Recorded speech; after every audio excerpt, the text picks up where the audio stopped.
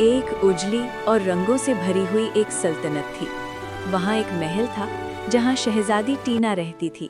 वो सिर्फ शहजादी ही नहीं थी, बल्कि एक हुनरमंद दर्जी और मशहूर फैशन डिजाइनर भी थी। उसके हाथों में जैसे जादू था। जब वो सुई में धागा डालती तो साधारण कपड़ा भी सपना बन जाता। उसकी दो बहुत सुंदर मॉडल्स थी। जब वे टीना के बनाए हुए कपड़े पहनकर रैंप पर चलती तो लोग सांस रोक लेते। हर तरफ तालियां बजती और हर मुकाबले में टीना ही जीतती। टीना कपड़े आम बाजार से नहीं लाती थी, वो परियों की दुनिया परिस्तान जाया करती थी। वहाँ चमकती हुई दुकानें थीं, रोशनी में नहाए रेशमी कपड़े थे और मुस्कुराती हुई परियां थीं जो उसे खास और अनोखे कपड़े देती थी। टीना उन कपड़ों को महल में लाकर दिन रात मेहनत से सिलती, काटती और सजाती। उसकी अलमारी में सुंदर कपड़े कतार से टंगे रहते थे, जैसे सपने एक दूसरे के पास खड़े हों। टीना की एक दोस्त भी थी, रिया। शुरू में रिया बहुत अच्छी थी। वो टीना की कामयाबी पर खुश होती, उसके साथ हंसती और उसकी मदद करती। लेकिन धीरे धीरे तारीफें जलन में बदलने लगी। सबकी नज़रें टीना पर थीं, तारीफें उसी के नाम की थी और रिया के दिल में चुपचाप जलन की आग जलने लगी। वो मुस्कुराती थी, लेकिन उस मुस्कान के पीछे ईर्ष्या छिपी थी। मुकाबले का दिन करीब आ रहा था। इस बार टीना ने और भी ज्यादा खूबसूरत कपड़े तैयार किए थे। वो जानती थी कि ये मुकाबला उसके करियर का सबसे बड़ा इम्तिहान है।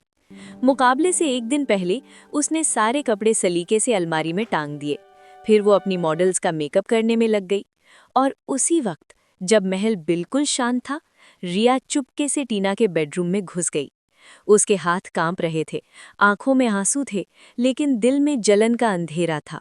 उसने अलमारी खोली, वही कपड़े जो सपनों से बने थे। रिया ने कैंची उठाई और एक एक करके सारे कपड़े काट दिए। जब टीना कपड़े लेने आई तो उसके कदम रुक गए। बिस्तर पर बिखरे हुए, फटे हुए कपड़े, सोई हुई उम्मीदें, टूटे हुए सपने। टीना की आंखों से आंसू बहने लगे। मुकाबले में सिर्फ 2 घंटे बचे थे। उसका दिल चाहा कि सब छोड़ दे, लेकिन फिर उसे अपनी मेहनत और अपनी पहचान याद आ गई। उसने आंसू पोंछे और दौड़ पड़ी। वो तेजी से परिस्तान पहुंची। परियों की दुकानें अभी खुली थीं।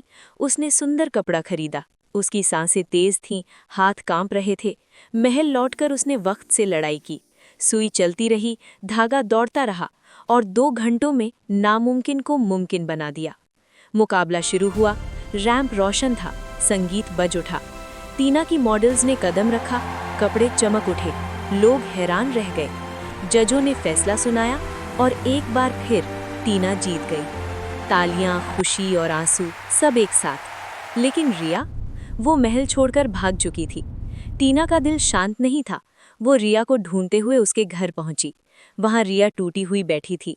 रोते हुए उसने सच्चाई मान ली कि उसी ने कपड़े काटे थे। टीना ने उसे कुछ पल चुपचाप देखा।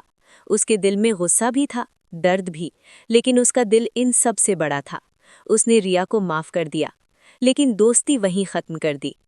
टीना वापस महल आ गई, पहले से ज्यादा मजबूत, पहले से ज्यादा रोशन। ये कहानी हमें सिखाती है कि मेहनत कभी बेकार नहीं जाती।